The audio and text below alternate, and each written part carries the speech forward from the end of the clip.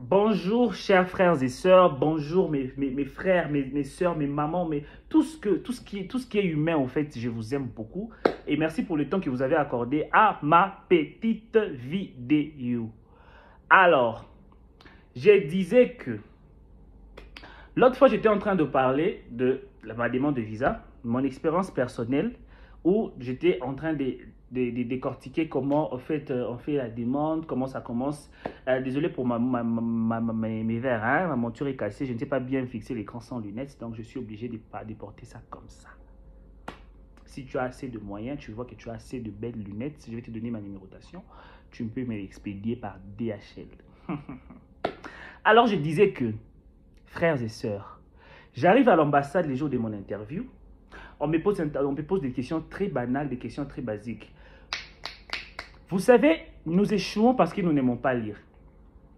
L'agent du consulat, je ne parlais pas en tant que membre de l'ambassade, je ne parlais pas en tant qu'engagé du consulat américain, je ne parlais pas en tant que question, je partage mon expérience à moi. L'agent du consulat n'a pas besoin de tout tes tralala, de tout ce que tu... En fait, il n'a pas besoin de tout ça. Il n'en a pas besoin. Il n'en a rien à foutre. Il n'en a rien à foutre. Il n'en a rien à faire. Désolé, je prends un peu mon thé.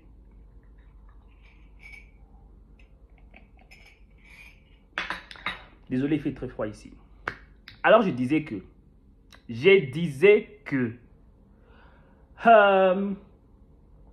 il n'a pas besoin de tout ça. Tout ce qu'il a besoin d'entendre, c'est que tu puisses dans tes propos lui rassurer qu'après tes études, tu vas retourner dans ton pays. Il a besoin d'entendre dans ton discours que dans ton pays, c'est le pays le mieux offrant pour les emplois, qu'une fois que tu finis tes études, tu vas rentrer dans ton pays pour te faire de l'emploi, pour te créer de l'emploi, pour tout ça qui concerne le travail, que les États-Unis n'est qu'un tremplin pour avoir le bagage nécessaire afin d'aller investir soit dans ton pays ou encore ramener ce que tu as acquis aux États-Unis dans ton pays. Il n'a pas besoin que tu le dises aussi de manière directe que non, voilà, j'ai fini puis je rentre dans mon pays. Non, on est intelligent, on est sage, on est lettré. Tu peux le mélanger, tu vois, on te pose une question simple. Par exemple, messieurs, pourquoi vous avez choisi l'université de Los Angeles?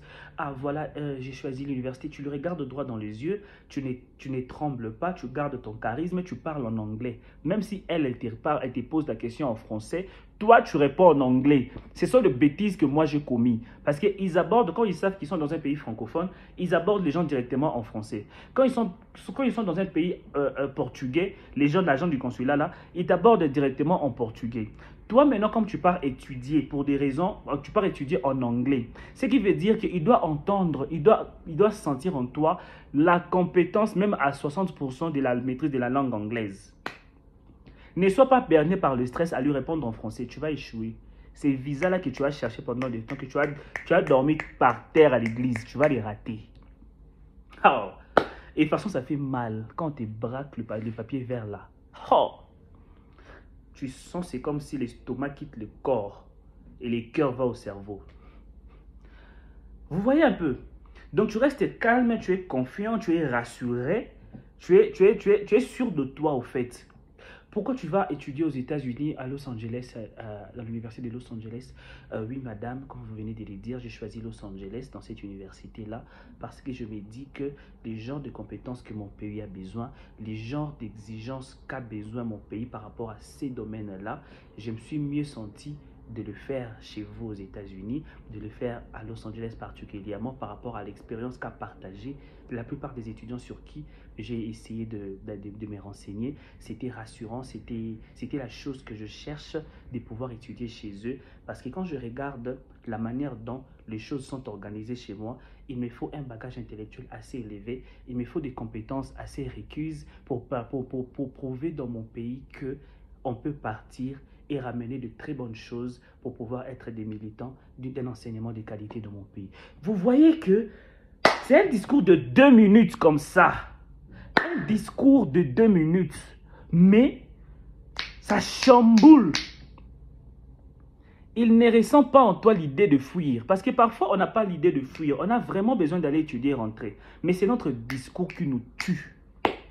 C'est notre discours qui nous met à terre, qui nous fait balle direct dans le cerveau et tu es à terre, les sangs qui coulent de partout. On est là, on rencontre nos vies à l'agent du consulat. Parce que, tu sais, tu peux très bien te préparer pour le visa. Je ne peux pas dire que c'est question de chance, mais ça, bon, je ne sais pas utiliser le mot chance. Je ne sais pas non plus utiliser l'expression humeur de l'agent du consulat. Mais seulement qu'il y a des choses que quand tu le dis, parce qu'il faut savoir que les États-Unis n'est pas basé sur les documents complets. Ils savent de quoi nous sommes capables, nous les humains. S'il faut que les États-Unis se contentent, l'agent du consulat puisse se contenter des documents que nous avons, frères et sœurs,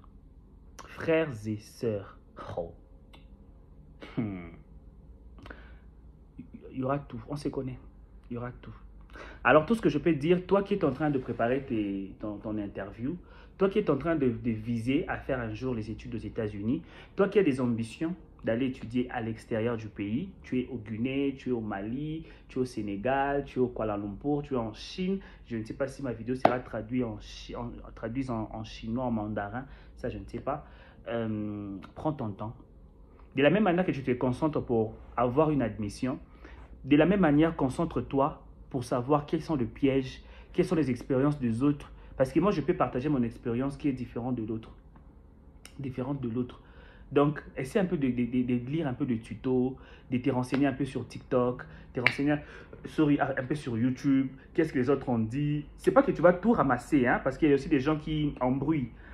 Mais tu essaies un peu de te préparer en conséquence, en fait, pour que les 2 années, les 3 années, les 5 années, les 6 mois que tu as passé à étudier, à te préparer pour le test de TOEFL, et tu ne partes pas en vain.